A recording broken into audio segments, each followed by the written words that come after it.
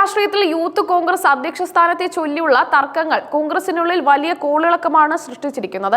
ഈ വിഷയത്തിൽ പാർട്ടിക്കുള്ളിലെ ആഭ്യന്തര പ്രശ്നങ്ങൾ തുറന്നുകാട്ടി കോൺഗ്രസ് നേതൃത്വത്തിനെതിരെ ഒളിയമ്പുമായി രംഗത്തെത്തിയിരിക്കുകയാണ് മുൻ മുഖ്യമന്ത്രി ഉമ്മൻചാണ്ടിയുടെ മകനും കോൺഗ്രസ് നേതാവുമായ ചാണ്ടി ഉമ്മൻ.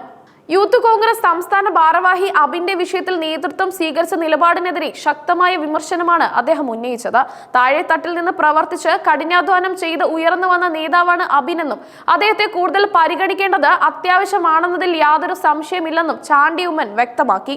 യൂത്ത് കോൺഗ്രസ് അധ്യക്ഷ സ്ഥാനവുമായി ബന്ധപ്പെട്ട് പാർട്ടി ഒരു നിർണായക തീരുമാനം എടുക്കുന്നതിന് മുമ്പ് അബിന്റെ അഭിപ്രായം തേടേണ്ടിയിരുന്നു എന്നും അദ്ദേഹം തുറന്നടിച്ചു. നേതാക്കളുടെ അഭിപ്രായങ്ങൾക്കും സേവനങ്ങൾക്കും മതിയായ പരിഗണന നൽകാതെ ഏകപക്ഷീയമായി തീരുമാനങ്ങൾ എടുക്കുന്ന രീതി ശരിയല്ല എന്ന സൂചനയാണ് ചാണ്ടി ഉമ്മന്റെ വാക്കുകളിൽ നിറഞ്ഞു നിന്നത്.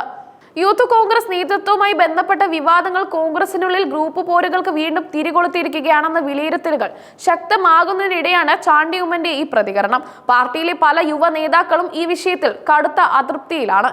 യൂത്ത് കോൺഗ്രസിനെ കാര്യക്ഷമമായി നയിക്കാൻ കഴിവുള്ളവരെ തഴഞ്ഞ് സ്വന്തക്കാർക്ക് സ്ഥാനങ്ങൾ നൽകാനുള്ള ശ്രമങ്ങൾ നടക്കുന്നുണ്ടോ എന്ന സംശയമാണ് പല നേതാക്കളും പങ്കുവെക്കുന്നത്.